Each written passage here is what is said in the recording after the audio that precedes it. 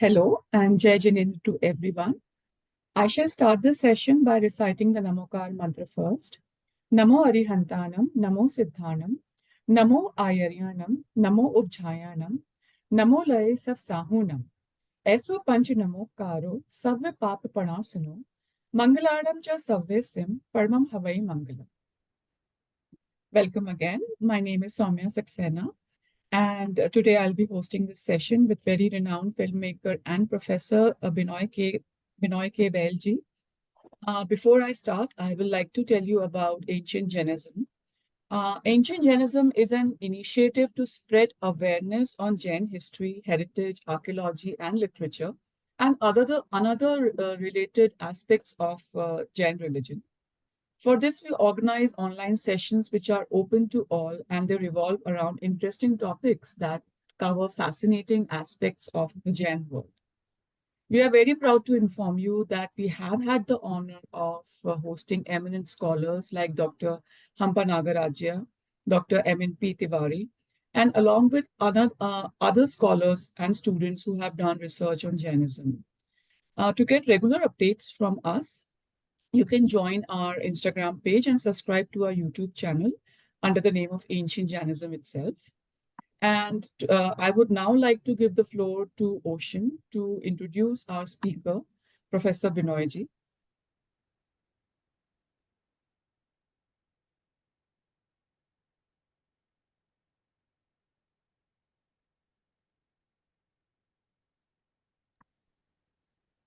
Ocean, can you hear me?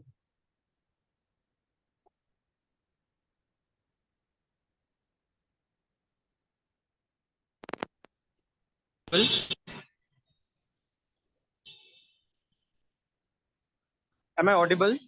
Yes, Ocean, please go ahead. Yes. So it's my honor to introduce an art historian of such a great caliber as Professor Benoy K. Behl, sir. Professor Benoy K. Behl is a filmmaker, art historian, and photographer who is known for his tireless and prolific output of work over the past 48 years. He has taken over 53,000 photographs of Asian monuments and art heritage and made 146 documentaries, which are regularly screened at major cultural institutions worldwide. His photographic exhibitions have been warmly received in more than 74 countries around the world.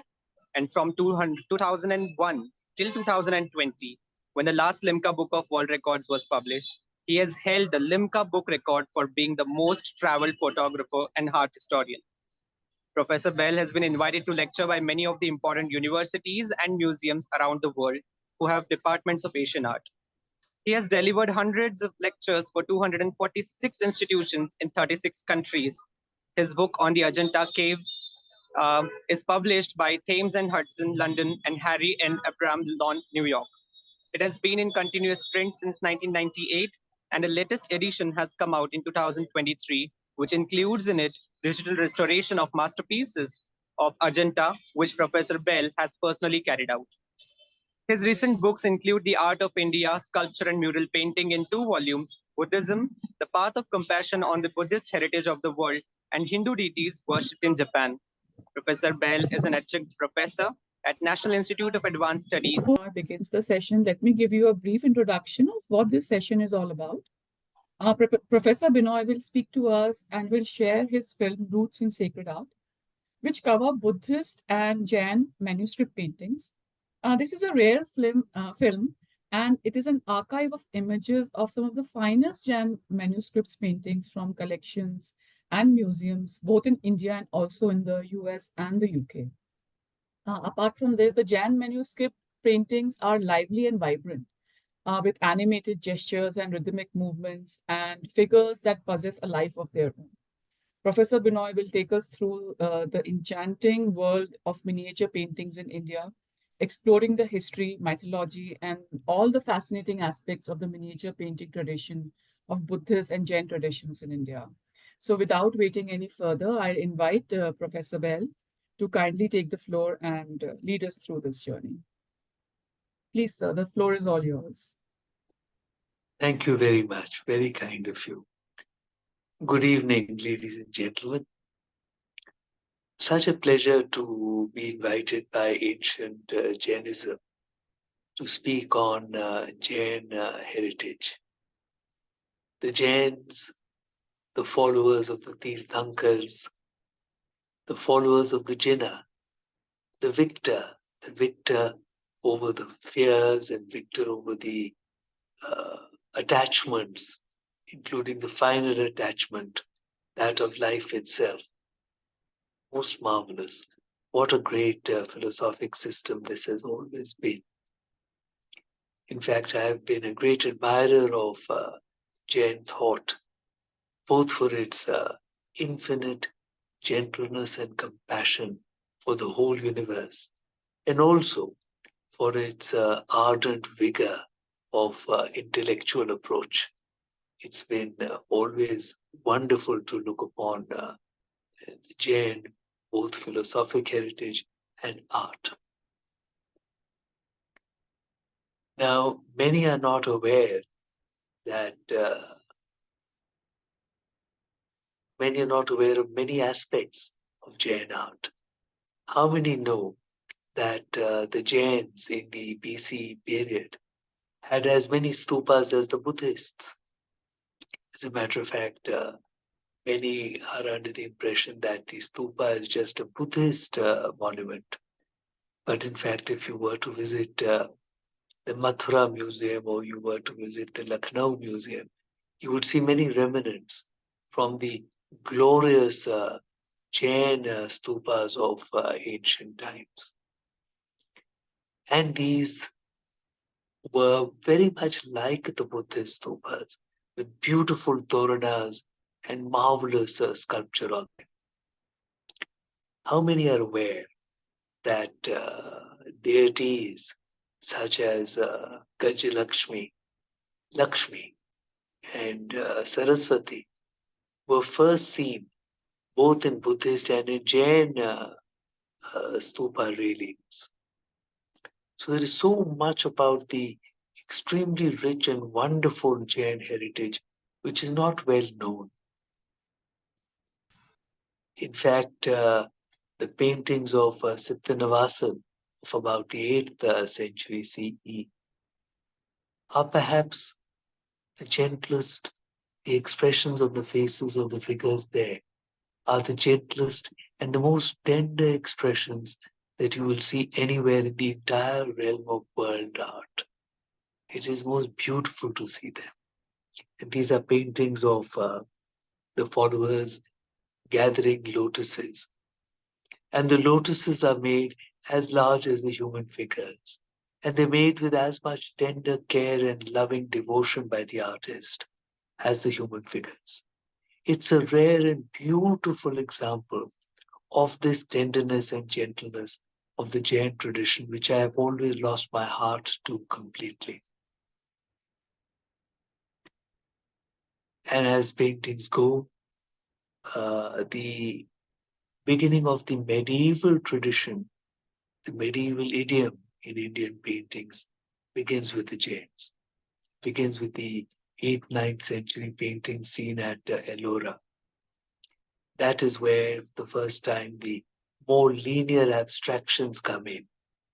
It is subsequently seen in other mural paintings around India and in other parts of Asia which reflect the Indian tradition.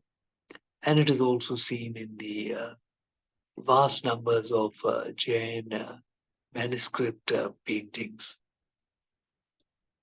And how many are aware that it is the Jain manuscript paintings which are the deepest roots and the most direct roots for all the Indian miniatures to come in future years, in future centuries. So it is indeed a very great pleasure for me to be with all of you today and to speak about Jain heritage and to bring before you my film, which is part of my series of 26 films on the paintings of India. And my deep gratitude also to Doordarshan for sponsoring my work on such serious and research subjects. In a world today which is so commercial, it has been marvelous that Doordarshan over all the decades has sponsored my work on extremely serious subjects. So, ladies and gentlemen, with my thanks to Mr. Saurabh Jain for his kind invitation, I take pleasure in requesting Soumya to please run the film now. Thank you very much. Thank you, sir. I will be starting the movie.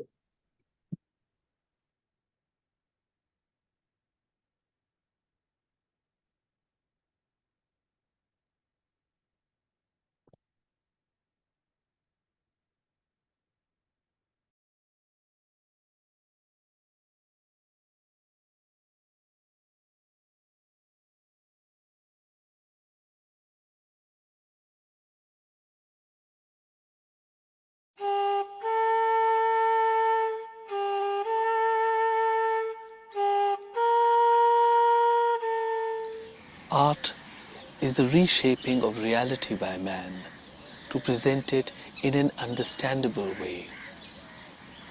As the artist recreates the world around him, it is shaped by how he sees it and what he believes in.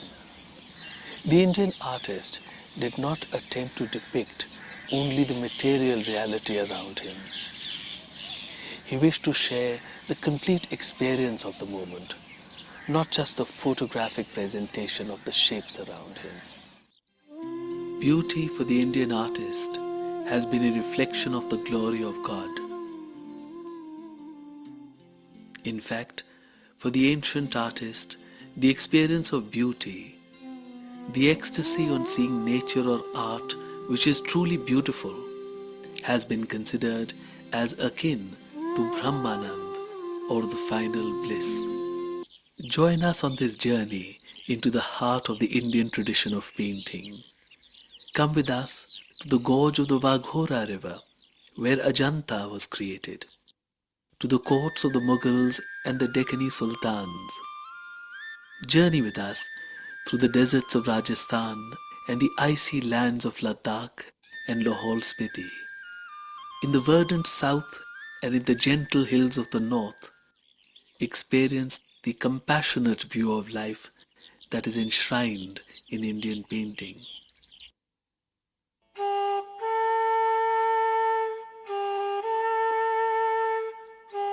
Man needs to believe in something.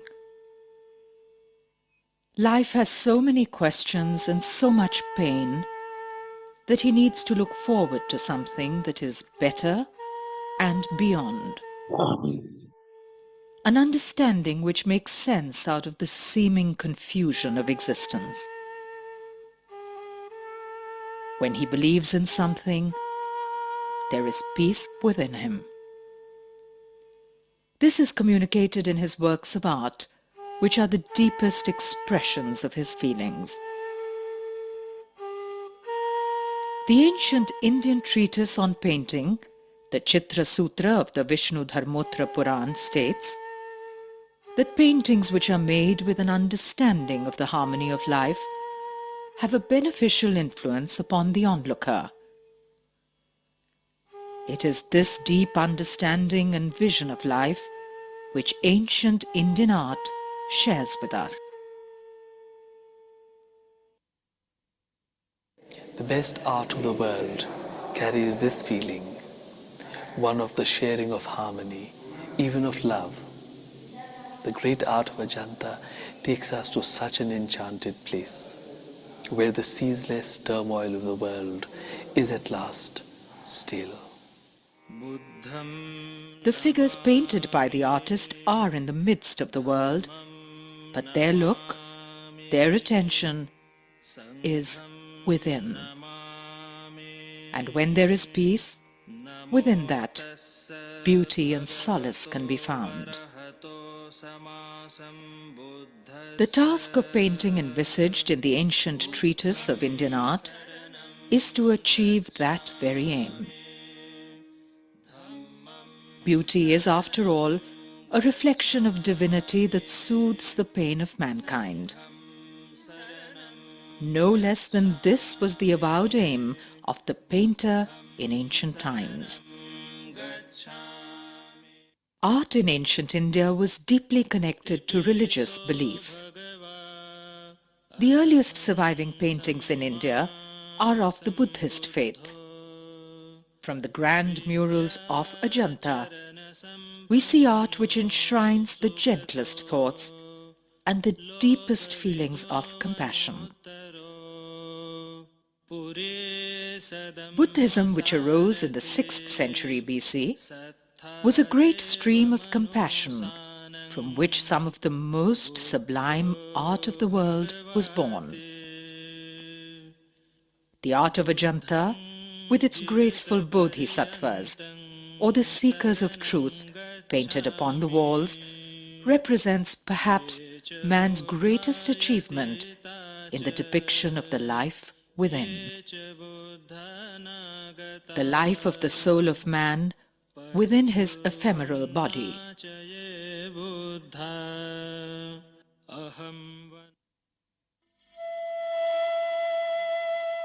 With the development of Vajrayana Buddhism in the great universities of Nalanda and Vikramshila in eastern India, the art of Buddhism entered another exquisite phase.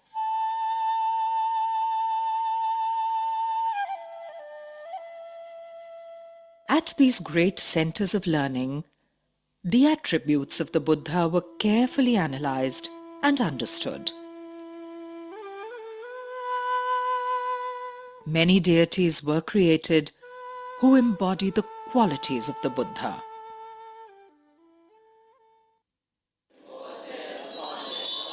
The philosophy of Vajrayana offered its own path to the devotee to develop compassion and thus aspire towards Buddhahood.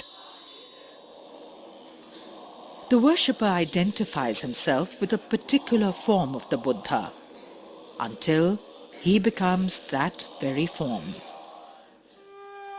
Paintings serve as visual aids in the process of identification and transformation.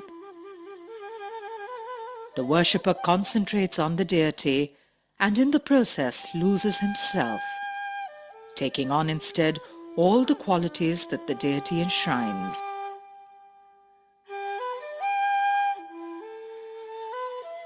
Paintings were thus extremely important as they were an integral part of religious practice.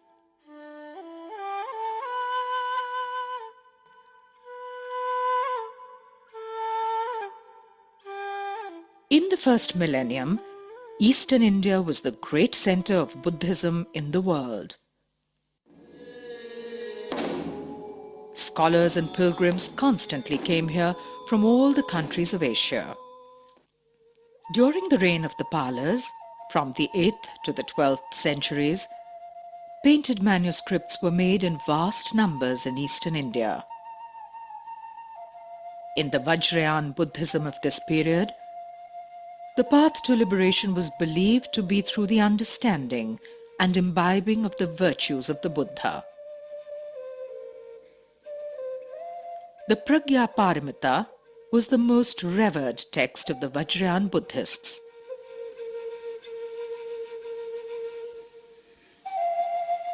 These texts were written on seasoned palm leaves, and spaces were left by the scribe for the paintings. The paintings are depictions of the Buddha, Buddhist deities, and the Jatak tales of the previous lives of the Buddha.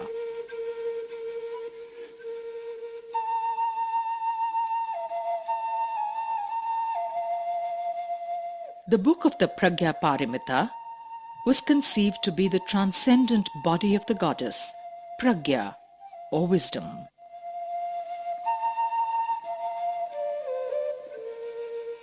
The sacred text itself thus came to be worshipped and venerated as a goddess. This is a unique occurrence that a book came to be revered as a deity. The artist who painted the sacred deities within the book performed an act of devotion.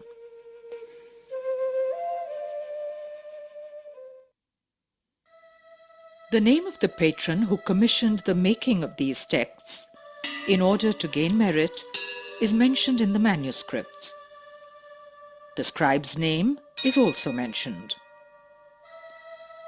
He first inscribed the written word and left spaces which were then painted by the artist. However, the artist, true to the great Indian tradition, remains anonymous. For him it is enough that he fulfills his duty, his function in life, of painting, in a way only he knew how. Personal vanity or gains played no part in this. The artist was, in painting the images of deities, performing an act of the highest devotion.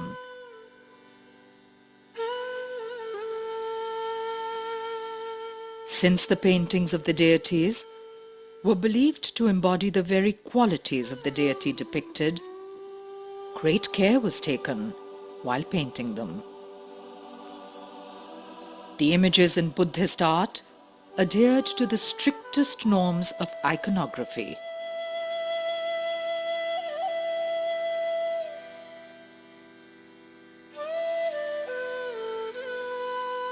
The painter's role was more than just mere depiction.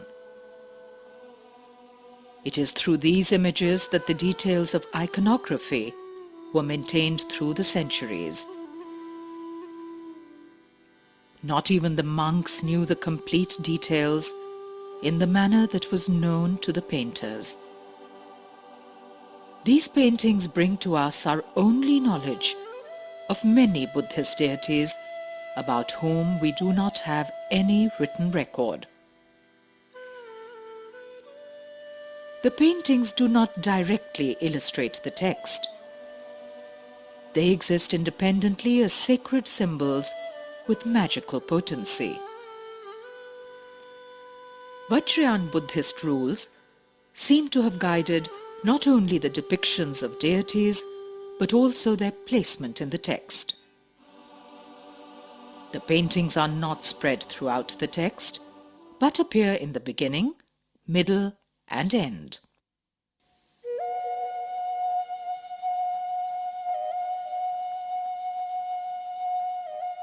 The paintings in the Buddhist illustrated manuscripts of the Behl period are extremely close to the great murals of Ajanta.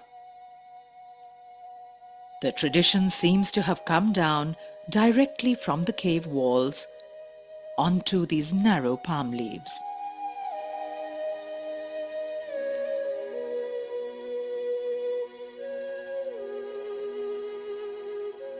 The same harmonious blending of plastic and linear qualities is seen here as at Ajanta.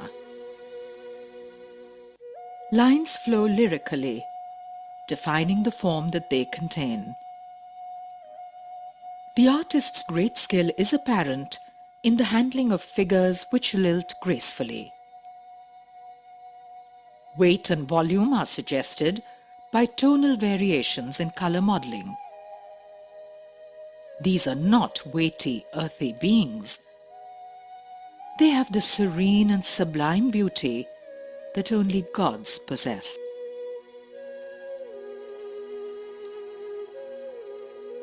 As at Ajanta, the gentle essence of Buddhism is enshrined in the Pala paintings.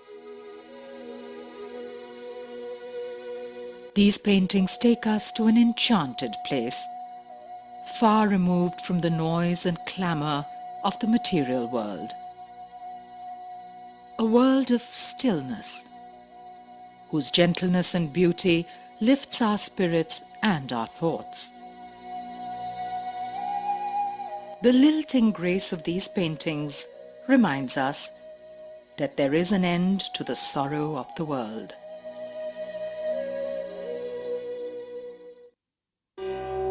In the Pala period, the universities of Nalanda and Vikramshila were the great centers of learning.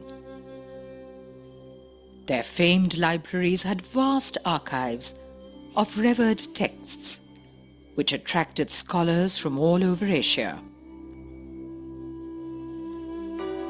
With the destruction of these universities by foreign invaders in the 12th century, Buddhist monks and teachers fled to Nepal and other Himalayan areas. By the end of the 13th century, the creation of art and monuments in North and East India was greatly affected. The art of manuscript painting seems to have disappeared at that time. In the meantime, this tradition had taken roots in the Himalayan areas. Here, protected by the tallest mountains of the world, the making of exquisite Buddhist paintings continued through the medieval period.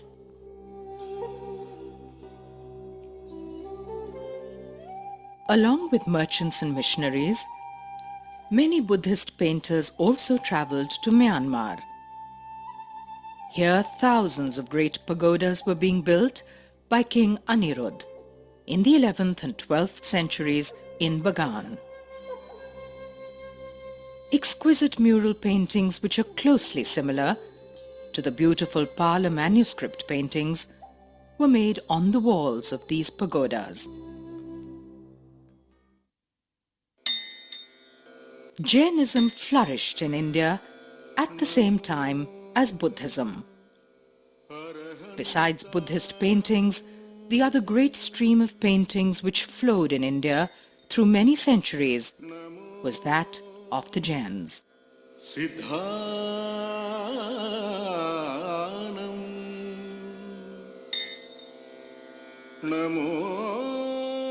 A severe famine in the 5th century AD threatened to break the chain of oral transmission of Jain teachings.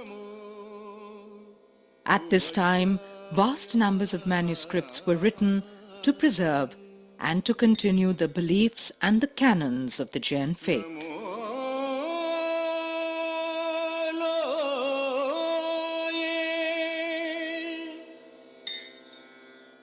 Large numbers of painted manuscripts continued to be made thereafter through the entire medieval period.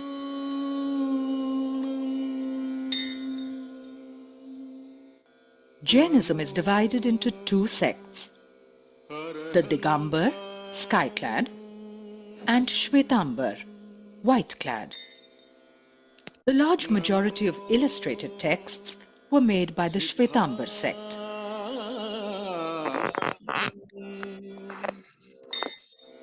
Since times immemorial, the Jain community has been known for its prosperity and trading activities.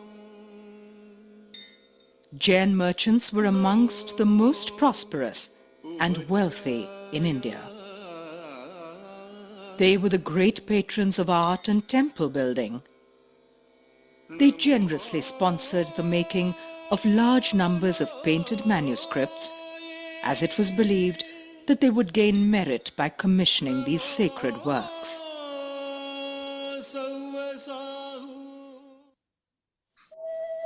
Early Jain manuscripts, unlike the Buddhist ones, generally illustrate the accompanying text. The Kalpa Sutra and Kalkacharya were the most popular manuscripts to be illustrated.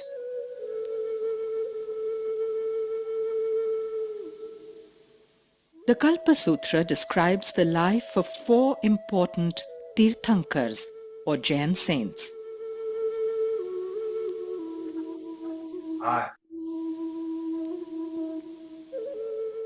The other popularly illustrated text, the Kalakacharya Katha, is the tale of Kalaka.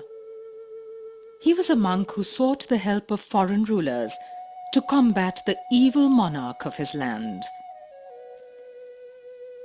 Interestingly, the foreigners are depicted with narrow eyes and braided hair, quite like Mongols.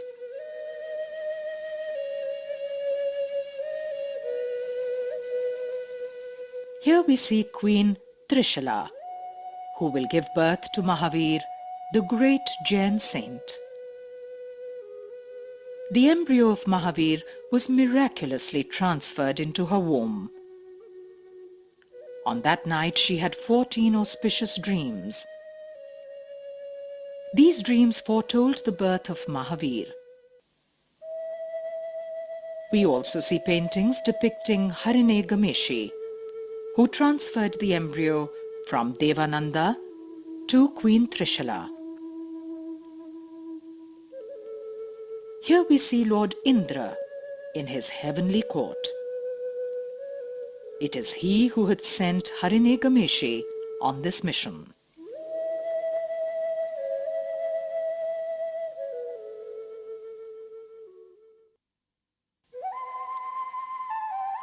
In the 10th and 11th century manuscripts, we see both the naturalistic Pala style and the linear style of the Jains. Slowly, the linear tradition with its angular abstractions became the norm. By the end of the 13th century, all traces of Pala modeling, volume and weight had disappeared.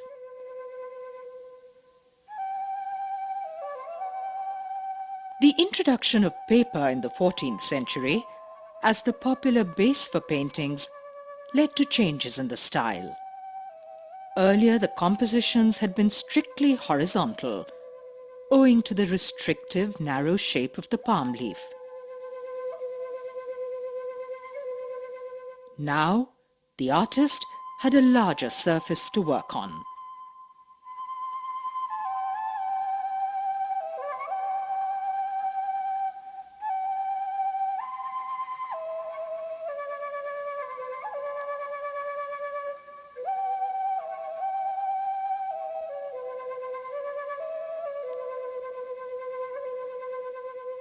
The palm leaf manuscripts were held between wooden covers and bound with string. The string holes that had been necessary in the palm leaves came to be painted onto the paper. These gradually became decorative motifs. Border decorations were the first pictorial elements in Jain manuscripts. Even after the introduction of human and animal figures in the manuscripts, the borders continued to provide the artist a space in which he was not bound by religious conventions. Here he was free to paint the world around him. Jain manuscripts offer us a detailed and colorful picture of contemporary life.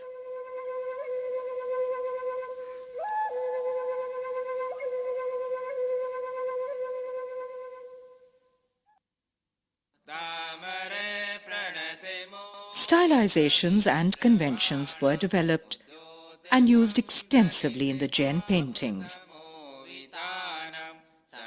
Linear draftsmanship defines the forms. Color is applied in flat washes.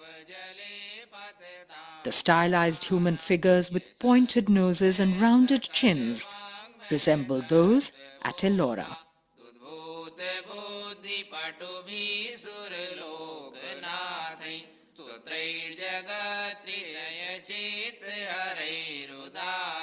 The Jain manuscript paintings are lively and vibrant. With animated gestures and rhythmic movements, the figures possess a life of their own.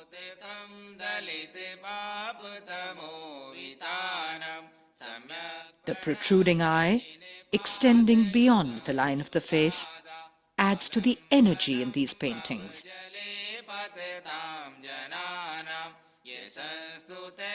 The simple and abstracted forms of the figures are delineated with brisk and shore lines. There is a marvelous sense of design which is extremely modern in its appeal.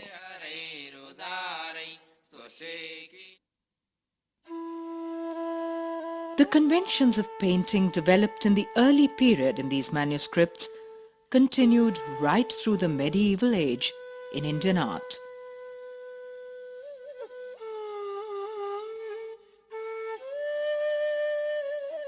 This style has come to be known as the Western Indian style of painting, perhaps because its beginnings are seen in the 9th century mural paintings of Ellora. In the early medieval period, with the fading of the classical style in Indian painting, the Western Indian style became dominant across all of India. We see the protruding further eye in paintings as diverse as those in the Buddhist monasteries of Ladakh and in the Hindu temples of the Vijayanagar Empire.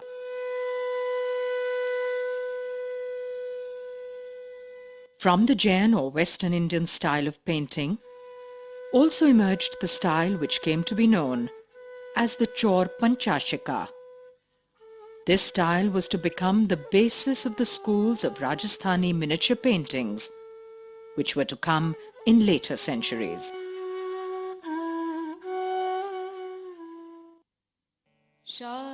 The Jain and Buddhist traditions of painting are the roots from which many branches of Indian art developed.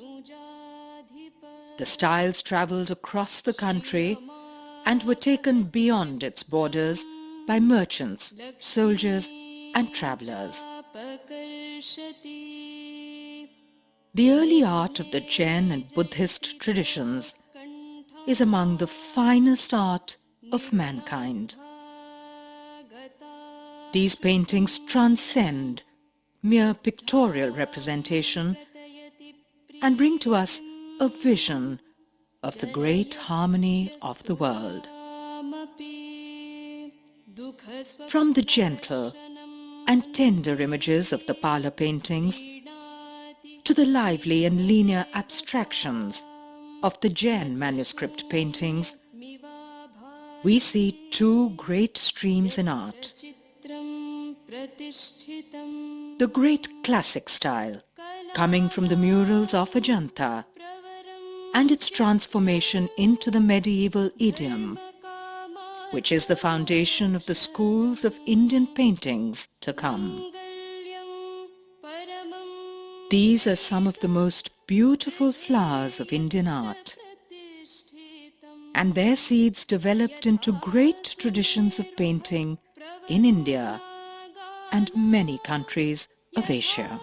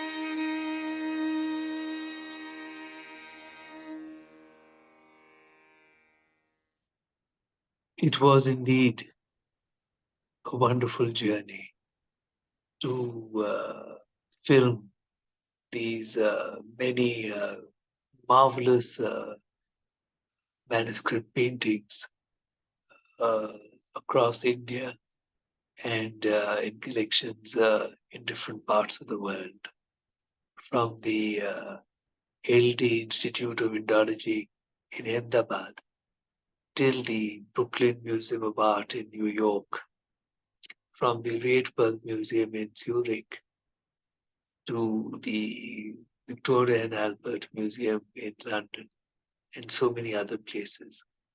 And there was this marvelous cooperation of so many collectors and so many museums, which made it possible to create an archive of the selected finest masterpieces of paintings.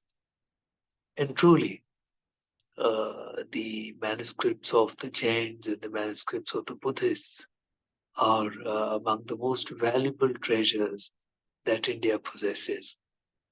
And as was said in the film, you would note that these Jain paintings are in fact the basis of all the later miniature paintings, the Rajput paintings, and so many other miniature paintings to come in later years. And many are not aware of that. They should be aware. In fact, how many are aware that the most beautiful town is seemingly of temples is Palitana or Shatrujaya Hill, a wonderful Jain paradise where you climb up perhaps it is well, almost 4,000 steps you take climbing up, and you go up, you go above the clouds, and there it is like a city of temples, a glorious place. Truly, Jain heritage should be better known. In fact, for the very small percentage of population that the Jains have in India, their contribution, both philosophic and to the art tradition, is very large and quite remarkable. So it was a great pleasure to show this film, and thank you so much, Soumya. You managed to run the film very well, and thank you all so much. Thank you, sir. It was a visual delight to go through these paintings and hear your voice and all the minute details you were telling us about the paintings and the narration. Everything was brilliant. And the last thing that you said, that such a small section of population was able to make such a monumental contribution that has been lasted for centuries. It's something you cannot really express in words and understand so easily. So, sir, to continue this session further, we received certain questions, and I hope you will be happy to answer them. So, if I may, sir, can I? Yes. Yeah. Yes, Sir, please. what inspired you to undertake this immense work of documenting this vast heritage of paintings and the traditions behind them? Well, the inspiration to begin with really was the glorious art of Ajanta. The art was so beautiful, and it was immersed in compassion. It showed me, it revealed to me a world of kindness and compassion, of a great enormity, and subsequently it became my mission to document art of this great tradition and to share it with people, to show it to the world. So these films, out of which the film of today was a part, is a series called The Paintings of India. It is 26 films, and as I've mentioned before, I'm deeply grateful that Doordarshan agreed to sponsor this project, which was of such a serious nature. And of course, the project was a complete obsession. I and my crew spent 240 days traveling for the shooting of these films. We traveled to practically every corner of India and to 14 countries where we were shooting in museums and shooting reflections of the Indian tradition. The average travel we did by road every day for 240 days was about 200 or 250 kilometers every day. The average wake up time was 3:30 in the morning, and it was absolutely marvelous. And so it was really really a great desire to archive, to capture the beauty of this glorious tradition of Indian art and to take it before the world. A world which had not seen all this. Yes, sir. So it always remains a conundrum for me that how they were always able to reach to the most nook and corners of this vast country in that age and time when communication and commutation was not a, not really easy, and still in the minute corners of the country and the world somehow they have managed to create such magnificent pieces of art. But as we are aware that the artists who made these paintings are unknown, who created these creations are unknown. But do we know that if there were any assigned artist who undertook this work, and whether if they were learning it from somewhere, whether there were schools or whether there were styles they were following, like as you were detailing about the features which many paintings had. So, was it deliberate? Was it like something that was taught? And were they Jain and Buddhist necessarily, like the artists? Right? That is many questions rolled into one. So let me begin with the beginning. Yes. It is dedication, an extreme dedication, which made it possible to do such marvelous work, and for the work and the culture of the work, the styles of the work, the themes of the work, for all this to spread to corners, to spread everywhere, to what we consider very remote corners even today. Yes, sir. It is all because of concentration. It is all because of dedication. The human being, Soumya, is limitless in his or her capacity, both physically and mentally. It is dedication, it is meditation, it is concentration, which takes us into realms which would be considered impossible. So, in fact, with all the communication available today and with all the transport available today, people may or may not be able to go to so many places, as you have noted, they did in those ancient times. So, that's the answer to the first thing that you were talking about. And the artists were not necessarily Buddhist or Jain or Hindu. Yes, sir. They were guilds of artists. And mind you, art was their dharma. It was what was the purpose of art in the Indian tradition, in the Indian philosophy of aesthetics. It is believed that the moment of the aesthetic experience, when you respond to something truly beautiful, is like a glimpse of Brahmanand itself. It is a moment in which the veils of illusion of Maya or Mithya are lifted, and you are seeing the grace which underlies all that there is. And that was the purpose of the artist always, to bring that grace which underlies all that there is, which is within all that there is, to clear up, to remove the noise and clamor of the material world which surrounds us all the time, to remove our confusions, and for us to be able to catch a glimpse of that which is true and truly beautiful. So the same artists would have in fact been painting for the Jain tradition, the Buddhist tradition, the Hindu tradition. And such was their heritage. And the knowledge was passed on through the guilds. And talking about names not being known, that Yes. is the greatness of this art, and that's the greatness of ancient Indic philosophy. that the ephemeral personality, you and I, our personalities, our names, are the least important of things. It is the ideas which are important.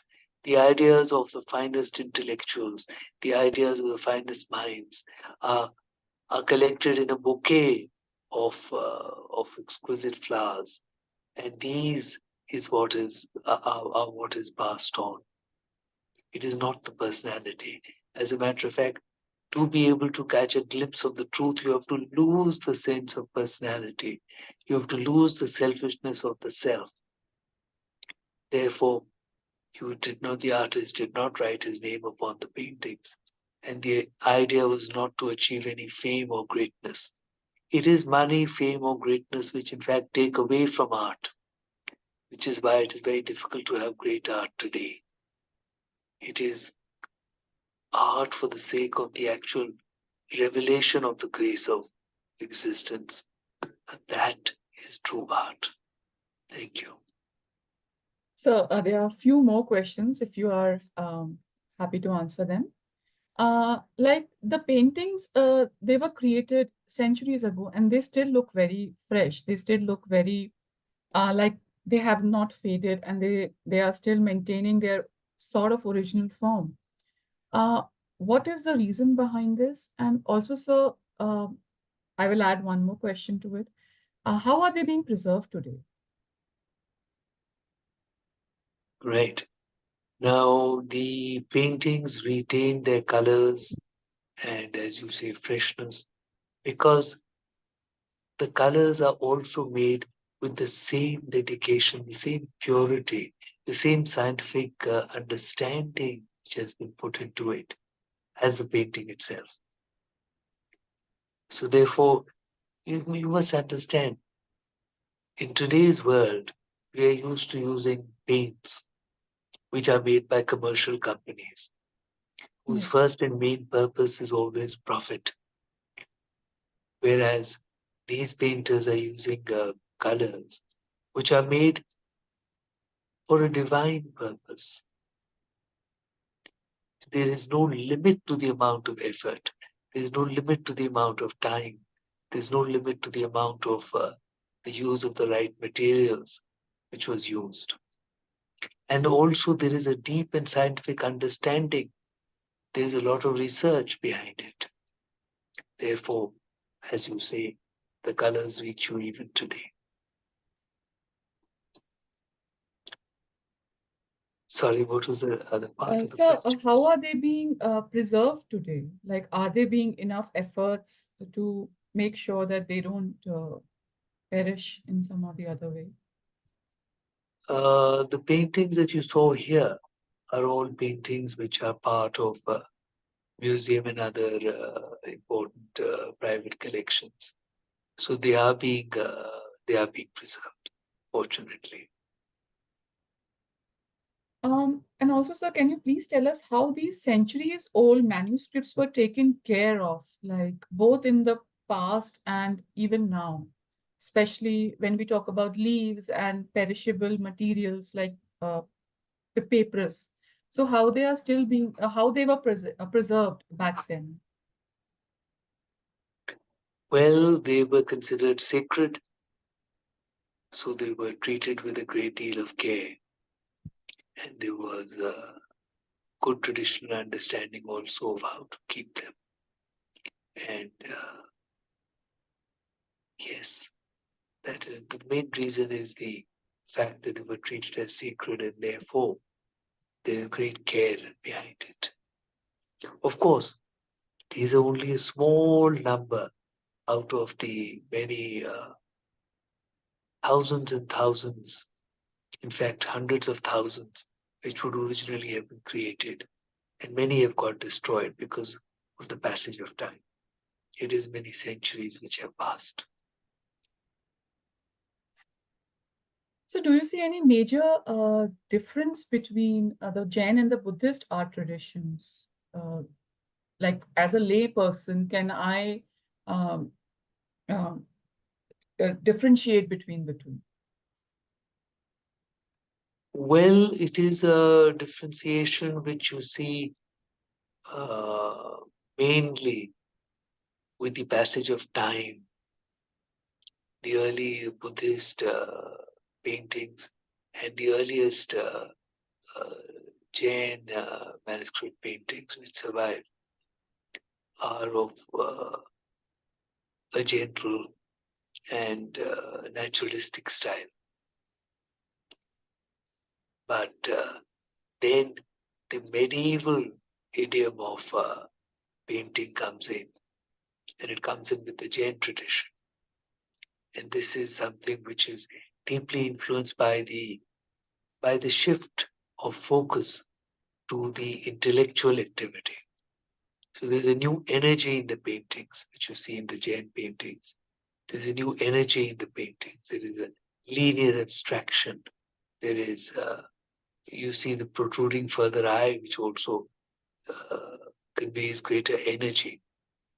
And there is much more abstraction. So that is what leads later to the development of other forms of miniature paintings in India, which is why I was pointing out that the Jain tradition is in fact the most direct roots of all of the later miniature paintings to come in India. And thank you very much. It's been a great pleasure. And I would also like to thank my colleague and beloved Sujata Chatterjee, who's here next to me and who's always made it possible for me to do all my work. Thank you very much. Thank you so much, sir. I would now request Ocean to please come forward and present a vote of thanks to sir for his valuable inputs today.